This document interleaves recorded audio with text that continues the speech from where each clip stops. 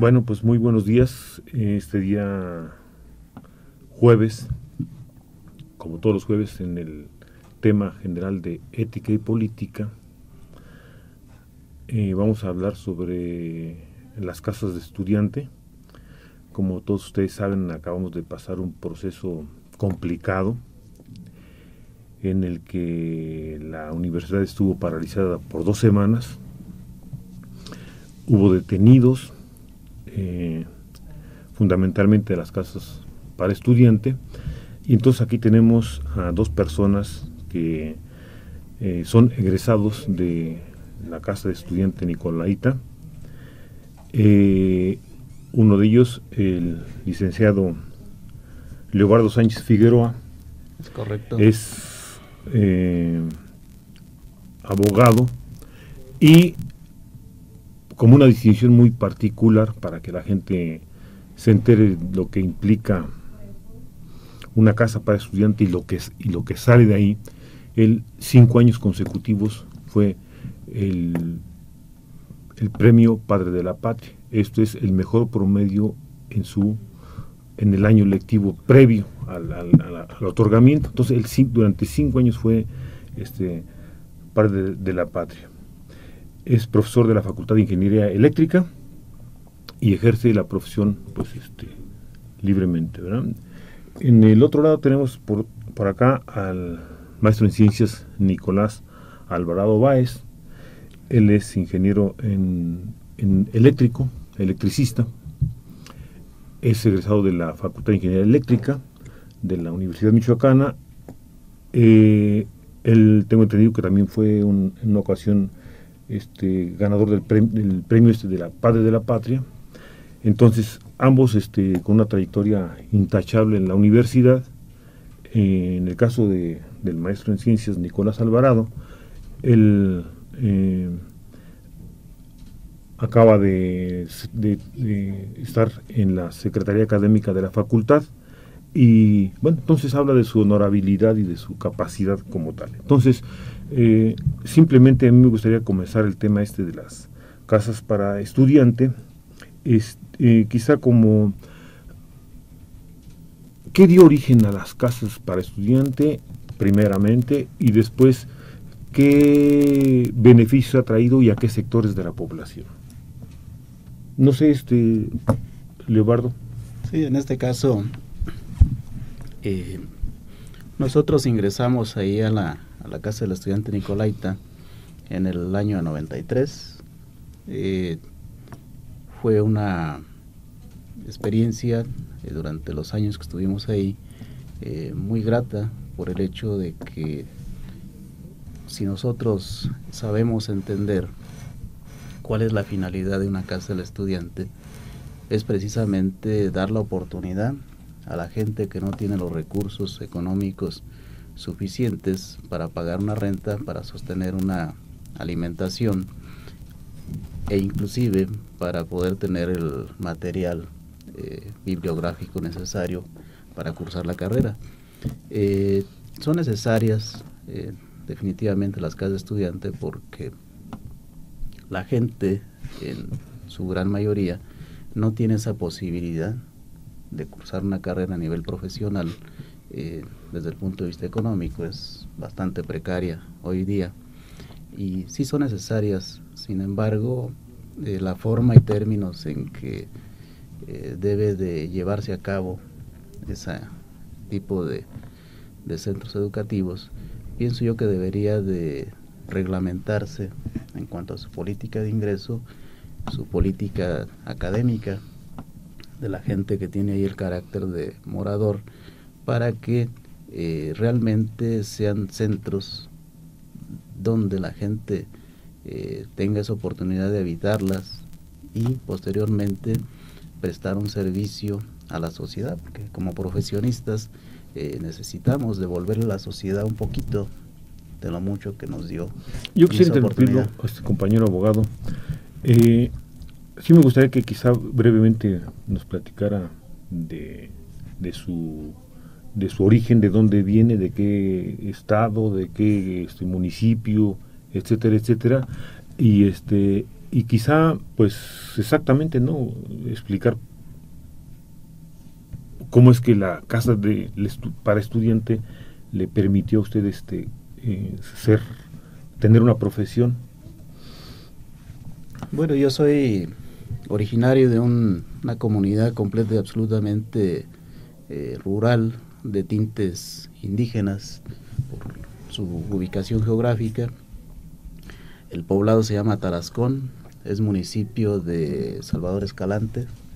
Geográficamente, si nos ubicamos hoy día, está prácticamente en un punto intermedio entre lo que es la primera caseta de cobro de aquí por la autopista, que es la de Ajuno Las Trojes, y la segunda, que es la de San Ángel Surumucapio. Es una comunidad completa y absolutamente rural. La gente vive de la agricultura. Ahora, afortunadamente, pues viven ahí de la producción del aguacate. Nosotros nacimos ahí, anduvimos vagando por diferentes partes del estado por cuestiones estrictamente familiares. Finalmente regresamos a ese pueblito en el año de 1980. Yo en 1980 estuve realmente ahí 3 años nada más. Terminé primero, segundo y tercero de primaria. Posteriormente nos fuimos a Uruapan. Ahí en Uruapan concluimos la primaria, la secundaria, la preparatoria.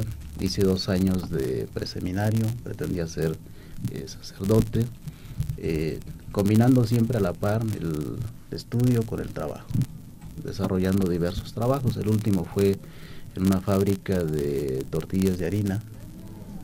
Ahí empezamos lavando fierros, que es el trabajo más sencillo, y finalmente terminamos siendo jefes ahí de producción y distribución. Sin embargo, la inquietud de estudiar siempre fue latente. Venimos aquí a Morelia, inicialmente a rentar. El dinero de mis ahorros que tenía pues no me duró gran cosa, porque había que pagar obviamente renta, comida, transporte, bibliografía, vestirse, todos los gastos que implica ser estudiante.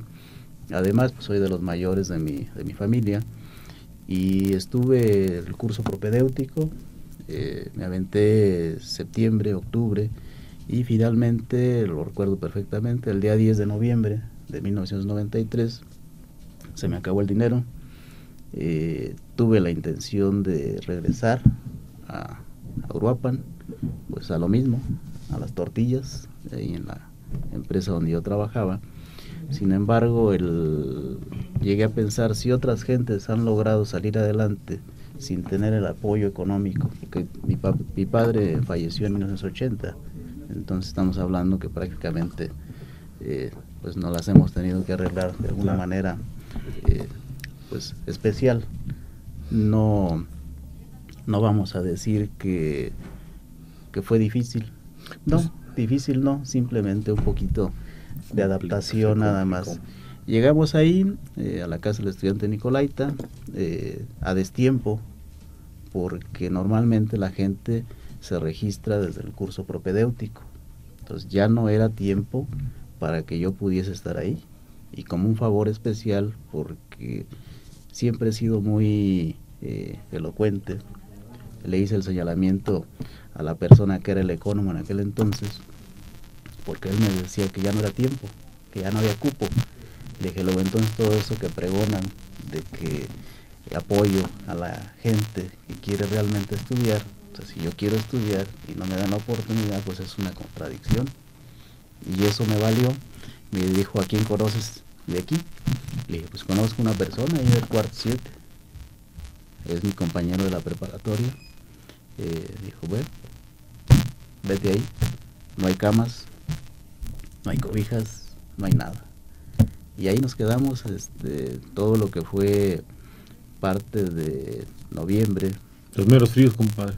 Sí, en el frío, noviembre, diciembre, y ya pues empezamos a hacer amistad, y finalmente se me consiguió una cama, una cobija y eso sí, como son literas, pues hasta el último, de tal manera que el último son mi los... nariz topaba con el techo. Ahora, quizá le preguntaríamos a Nicolás más o menos, pues, cómo llegó a la casa de estudiantes para después entrar propiamente en lo que fue este conflicto, ¿no? Sí, mira, en mi caso, bueno, llegamos aquí a Morelia, llegué a Morelia con mi hermano, dos familiares. Por casualidad, pasamos por la casa de estudiantes, estábamos buscando una casa de estudiante. Me refiero a la casa de estudiante, que en este caso pertenecen a esta agrupación denominada CUL. Poco más si hubiésemos quizás quedado en las casas de estudiante de la otra agrupación, ¿sí? Que son las casas Espartaco. Y digo, fue por casualidad, porque cuando pasamos por la primera casa, era una casa Espartaco, no estaban los representantes del consejo. Entonces, buscando otros espacios, caímos en la casa precisamente Nicolaita, que fue la casa de ahí más cercana, ¿no? Nosotros sí venimos con esa intención de estudiar, teníamos una breve noción de la existencia de este tipo de albergues, y justamente por esa necesidad, pues, que uno tiene, ¿no?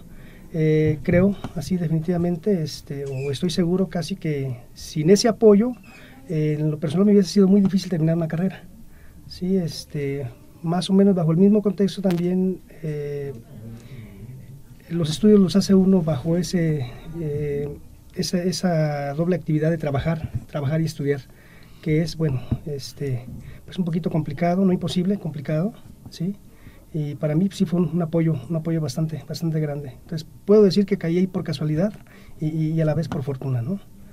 Sí, tengo entendido que también tu hermano sí, sí, también estuvo en las mismas condiciones, estuvo en la casa para estudiante y finalmente terminó su carrera también. Sí, ¿no? Terminamos. De hecho, bueno, en ese entonces cuando entramos, estoy hablando por allá como del 91, la casa contaba aproximadamente como con unos 300 pasados de moradores. Yo más o menos tengo el registro de los que entraron en mi tiempo, en ese año. Muy interesante. Entramos aproximadamente entre 110 y 120 de ingreso a esa sola casa, de nuevo ingreso. Más o menos seguí el registro de los compañeros de los que salimos, y estoy calculando entre los que conozco inclusive de esa sola generación, aproximadamente de esos 120, unos 15, 20 compañeros que, digamos, salimos pues como en un primer jalón, ¿no? Sin retrasarnos. Sí, una sexta parte, una séptima parte, más o menos. Muy bastante alto, ¿eh? Pues, porque si hablamos de que, por ejemplo, en la Facultad de Ingeniería Eléctrica la deserción es pues más del 50%, ¿no? O sea, entran bueno, tú tienes más bien ese dato, ¿no? Inclusive cuando entramos a primer año, los de esa generación, ahí en la propia facultad, tengo más o menos los números de los grupos que entramos a primer año, que éramos 5 por ahí, así 5 grupos. El grupo más numeroso de los que pasamos fue el grupo donde yo estaba, y pasamos 6 de 30 más o menos. Es una proporción similar. Sí, y dato interesante, de esos 6, 2 pertenecíamos a casas de estudiante, no la misma, pero 2 pertenecíamos a casa de estudiante, que salimos, digamos, sin ningún tropiezo a lo largo de la carrera, ningún tropiezo académico, ¿no? Vaya. O sea, que más o menos es la misma proporción. Es una proporción similar. Yo creo que ese es un dato interesante, ¿no? Sí. Porque pues, se ha dicho muchas cosas en todos estos días de las casas, opiniones, todas respetables, creo. ¿Sí? Claro. Sin embargo, a veces desafortunadamente siento que se prejuicia cuando no se conoce un esquema o una situación. Uno a veces habla pues más bien de esa situación que conoce, ¿no? Y los referentes y las referencias pues son en base a eso. Sí. Muy bien. Hacer nuestras experiencias ahí.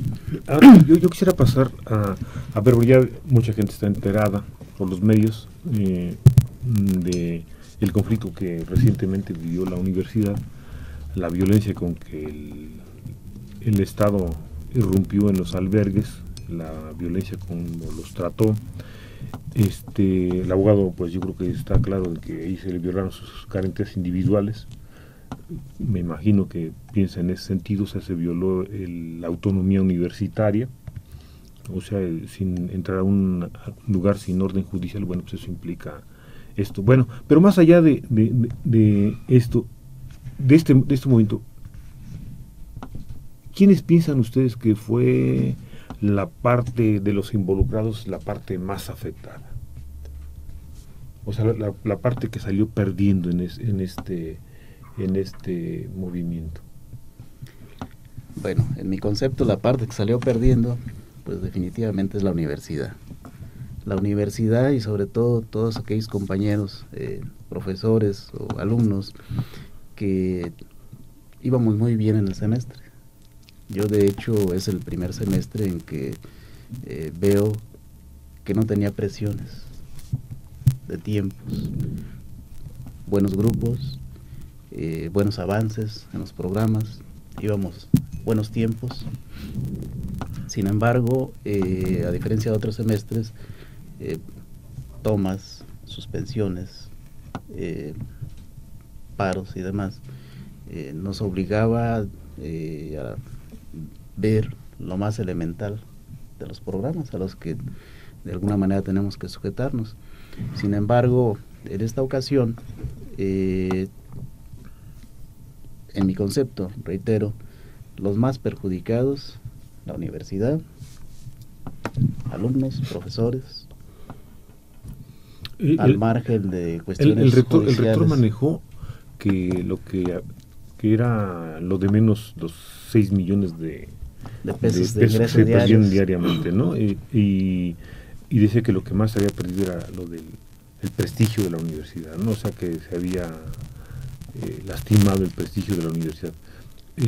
En eso, ¿qué nos puede decir el compañero? Pues yo desde el contexto legal no lo conozco mucho, plantearía más bien desde el contexto ético, creo. Yo creo que cuando en un conflicto que hay varias partes, 2, 3 o más partes, hay intolerancia en todas esas partes, no gana ninguno, todos pierden. En este caso se ha dicho mucho con respecto a este suceso, yo lo he manifestado siempre. Creo que a veces podemos estar de acuerdo en que hubo exceso a lo mejor de parte de los compañeros estudiantes, pero creo que tampoco son las formas de llegar a irrumpir en un recinto de esa manera. Lo he dicho porque se hizo de madrugada, de noche, sí. Al silencio de todos, sin nadie enfrente, ¿no? Yo creo que solo las cosas que no son legales o que son inmorales o que pudieran ser de otro tipo de índoles se hacen escondidas, ¿no? Realmente yo pienso que fue un...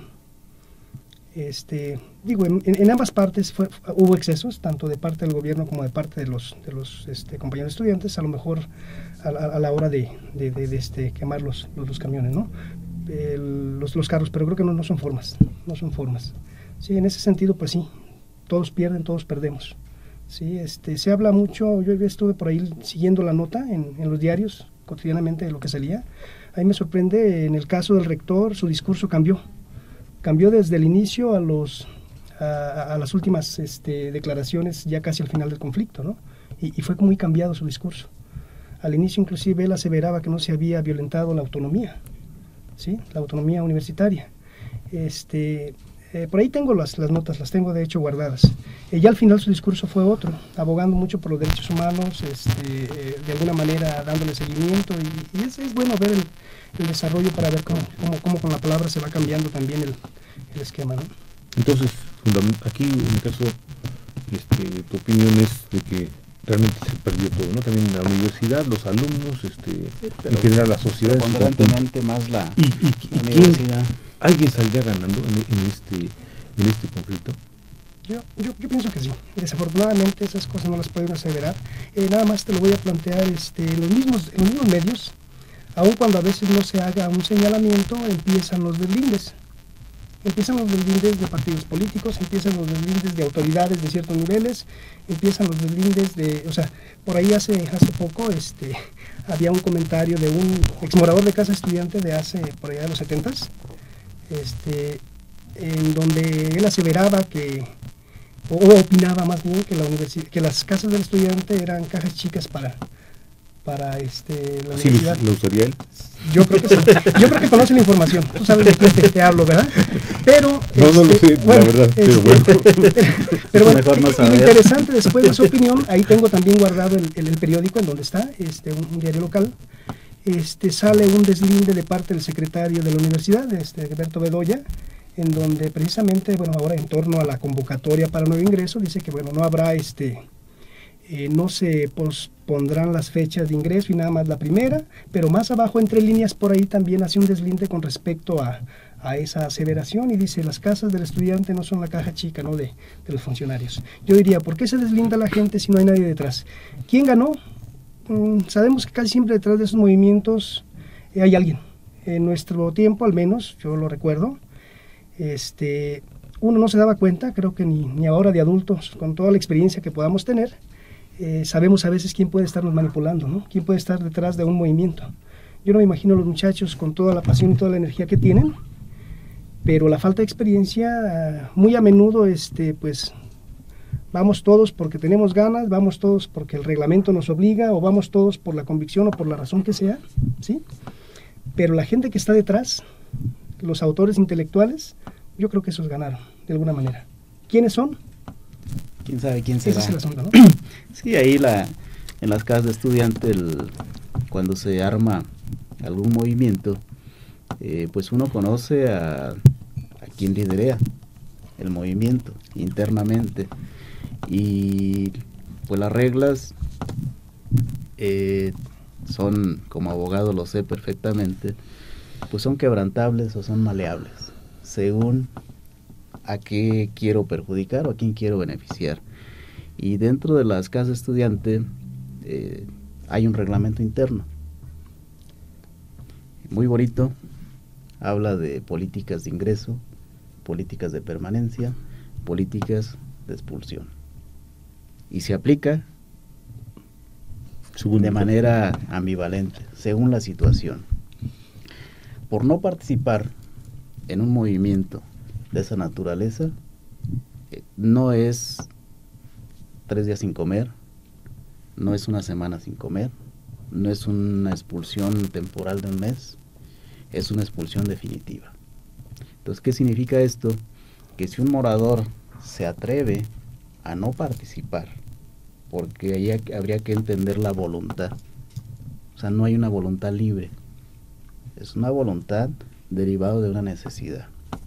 Si yo no participo en un movimiento de ese tipo, me van a expulsar de la casa, y con toda seguridad, si no tengo la economía, o mis padres no tienen la capacidad para sostenerme, eso implica que no voy a poder continuar yo cursando, ya sea el nivel preparatoria o nivel ya en el ámbito profesional.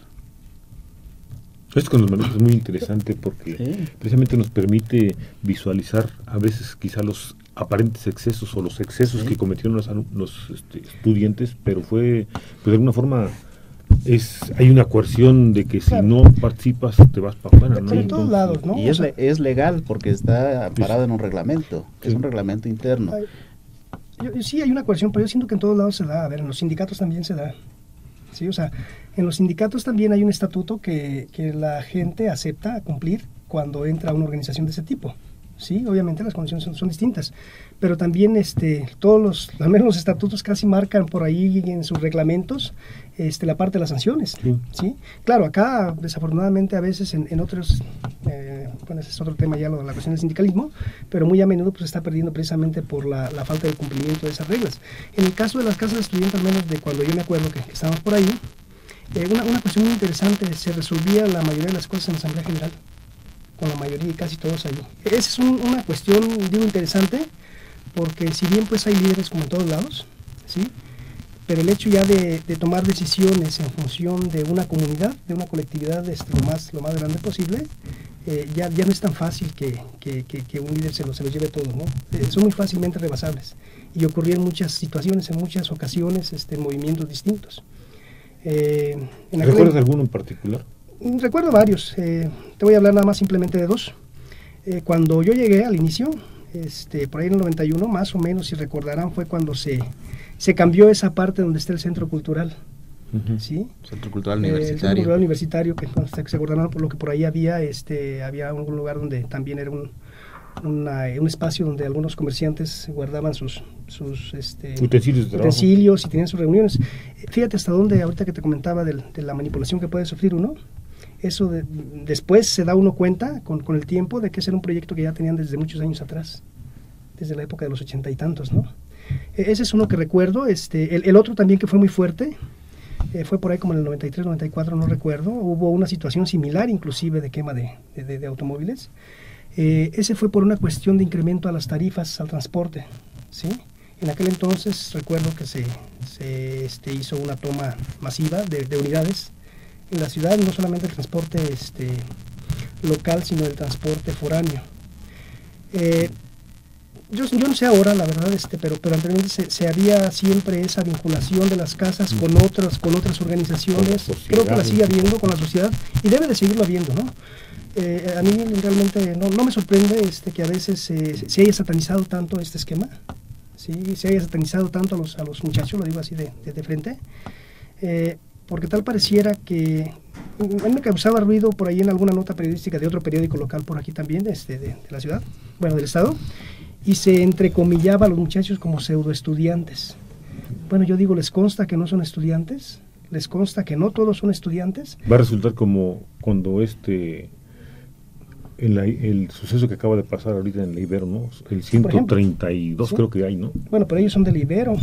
Sí. ¿Sí? O sea, ese es el asunto. Sí. Hago esa aseveración un tanto irónica, Sí. porque desafortunadamente parece que quieren a los jóvenes sonrientes y calladitos y calmados, y esos son los buenos estudiantes. Eso también lo digo. Yo no me agrada ese asunto. Qué bueno que los muchachos ahora en estos momentos estén manifestándose de esa manera, ¿no? Sí, al menos lo que está pasando ahorita en el Ibero, en UNAM, en el Poli, ¿no? Sí. Pero, pues yo creo que han sido dicho cosas muy, muy, muy interesantes, ¿no? Que creo que inclusive algunos que se presupone que conocemos algo de la universidad, con algunos años, nos dicen esquemas en los que, pues efectivamente, habría que retomar quizá las asambleas generales en las casas, que creo que no es muy común eso, sino que a veces es, como dicen, el consejo estudiantil es el que dice, vamos a hacer esto, y pues ni modo, tiene que jalarle a veces todo el mundo, ¿no? Aunque son electos y todo, pero de cualquier forma, no sabe uno. Hace unos días salió un desplegado de unos exmoradores así firmaron, exmoradores de las casas de estudiantes, y pueden ser dos, puede ser una organización, o pueden ser, pues no sé, a lo mejor son dos o son un montón, ¿no? No dice en particularidad nada. Entonces decían que aquí había una intromisión de los partidos políticos. Se generalizaba de PAN, PRI, PAN, PRD, y ahora Nueva Alianza, o estaba hablando de los que tradicionalmente han tenido cierta influencia dentro de la universidad. Estamos hablando, pues puede decir, la autonombrada izquierda y el centro, ¿no? Porque creo que la derecha, igual que en las partes donde hay gente humilde, etcétera, pues normalmente no tiene presencia, ¿no?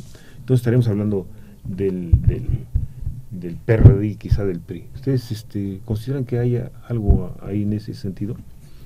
Bueno, ahí en primer lugar me llamaba a mí la atención de sobremanera.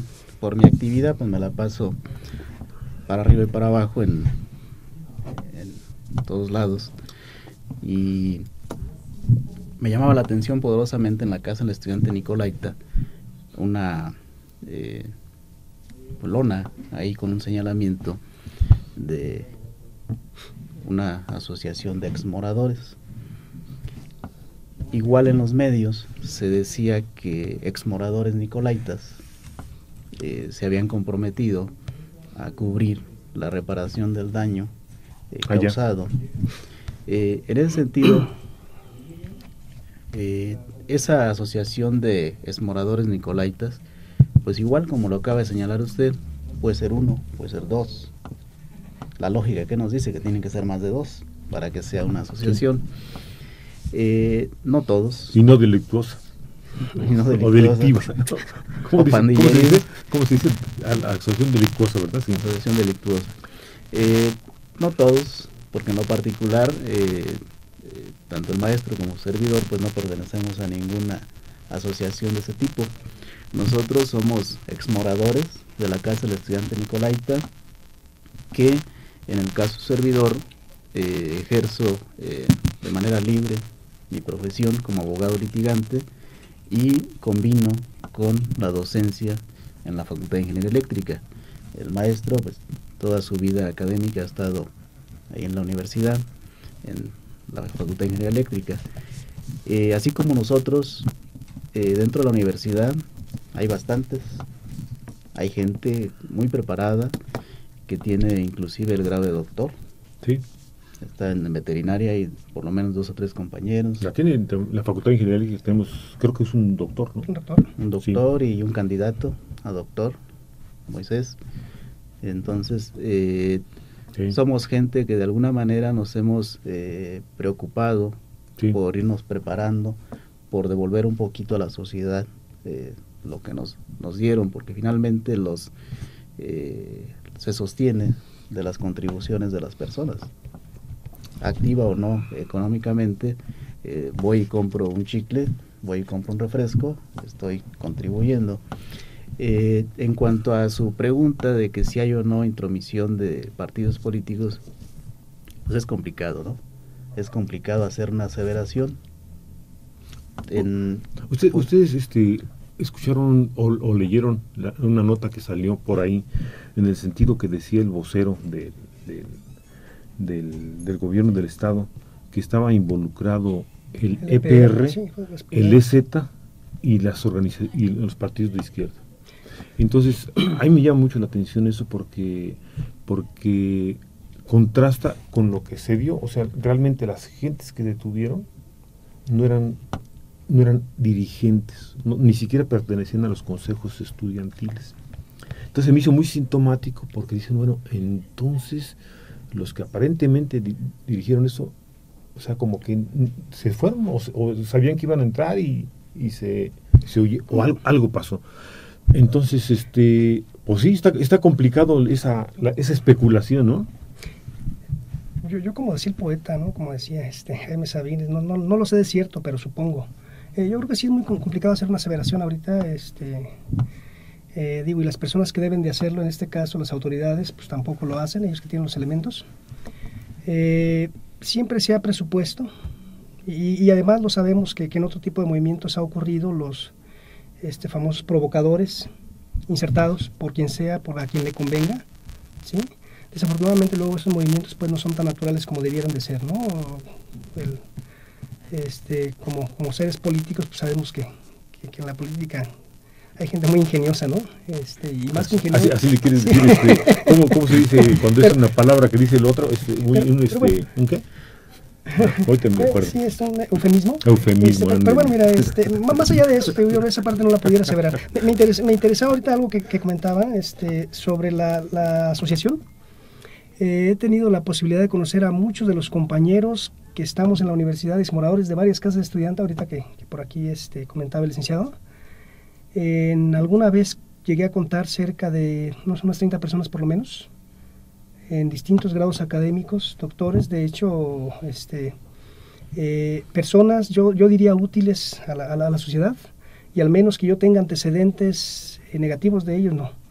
A lo largo de mi estancia en las casas, a lo largo de todo este tiempo, conocí personas de otros tiempos, de tiempos más atrás, inclusive desde aquella época cuando decían que se había fundado la primera la Casa Nicolaita, por ahí en el 68 y por ahí en los 70s las demás. Y hay gente, moradores de casa de estudiante en el gobierno. Bueno, eso no sé si sean tan decentes, pero bueno, hay esa gente, hay gente en el gobierno, hay gente en la iniciativa privada, hay gente en la universidad pública. Entonces yo no sé por qué se ha satanizado tanto esto y se ha planteado que no están sirviendo de nada, porque se ha generalizado así, Sí. No sirven de nada, ¿sí? Bueno, quizá para creo que el tiempo ya nos empieza a cortear un poquito. Como a mí me gustaría que quizá con el fin de mantener precisamente esta institución de alguna forma que son las casas para estudiante, y que sigan sirviendo precisamente a la gente más desprotegida, a la gente que realmente necesita, que como ustedes lo han dicho, o sea, no hubieran sido profesionistas y gentes, doctores en la escuela, tenemos un doctor, tenemos un candidato y varios maestros en ciencia que son egresados de casas de estudiante.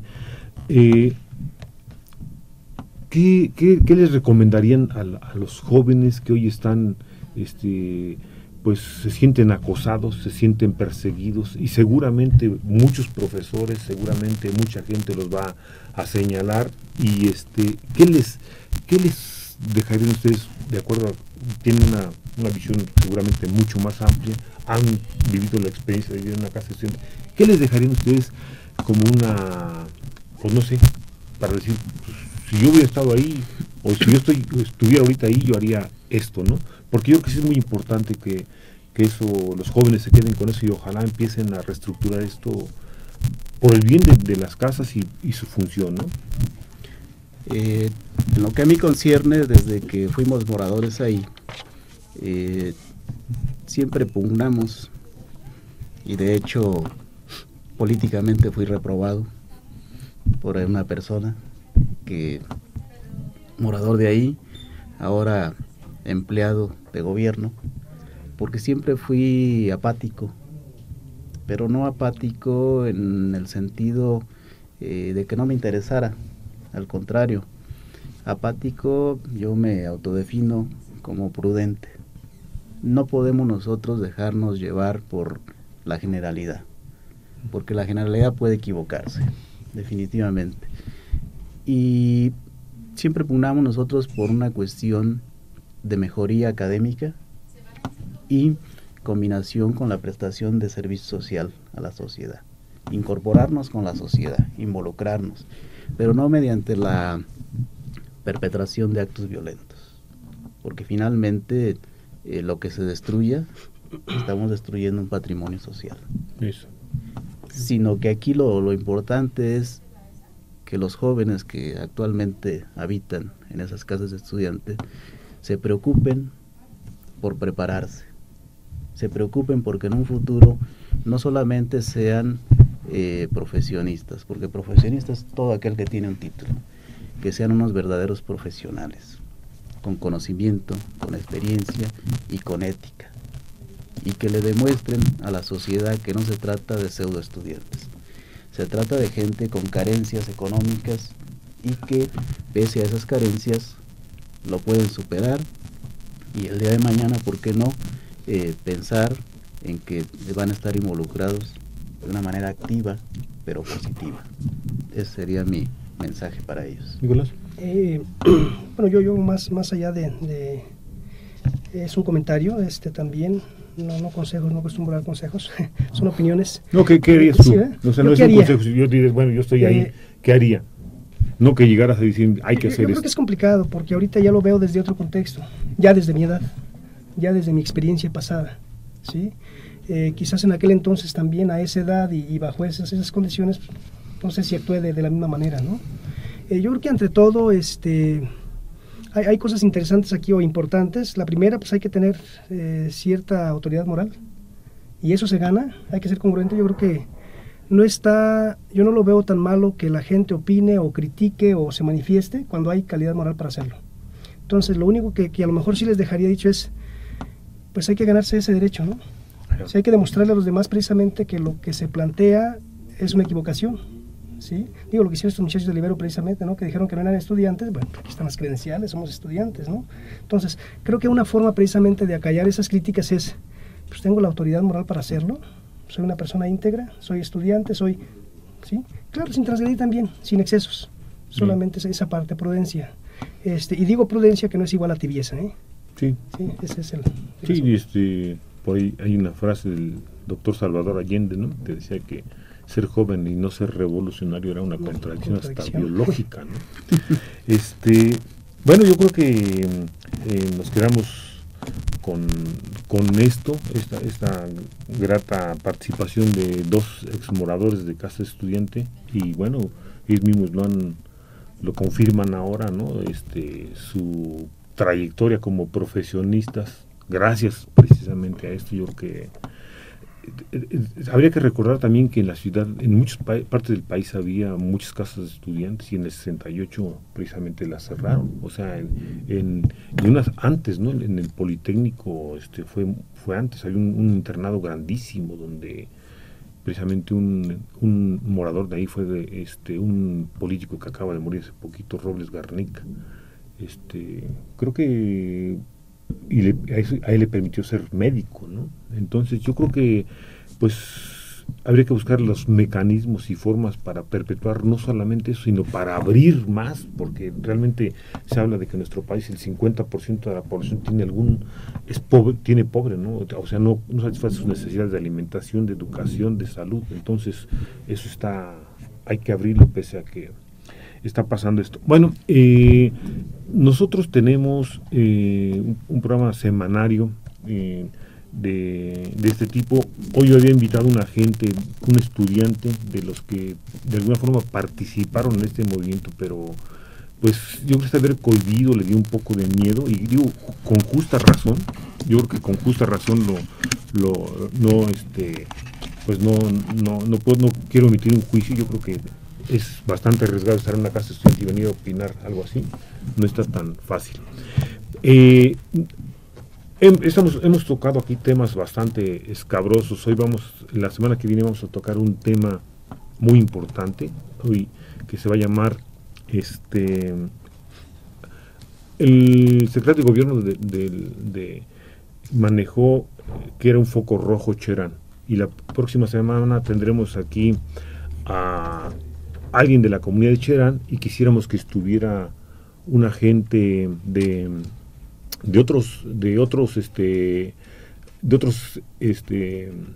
ámbitos que tuvieran una confrontación con la gente de Cherán. Ellos están, los partidos políticos están necios en que haya por fuerza una participación electoral ahora en julio, y muchos, la comunidad ha dicho que no hay condiciones por la inseguridad que existe, ¿no? Y bueno, y tan es así que, por ejemplo, acabamos de ver que en Los Tula acaban de asesinar a un líder, ¿no? Bueno, pues nos despedimos con esto. Muchas gracias, gracias por la invitación. Gracias a Cambio de Michoacán, y nos veremos aquí el próximo jueves con el tema de Cherán.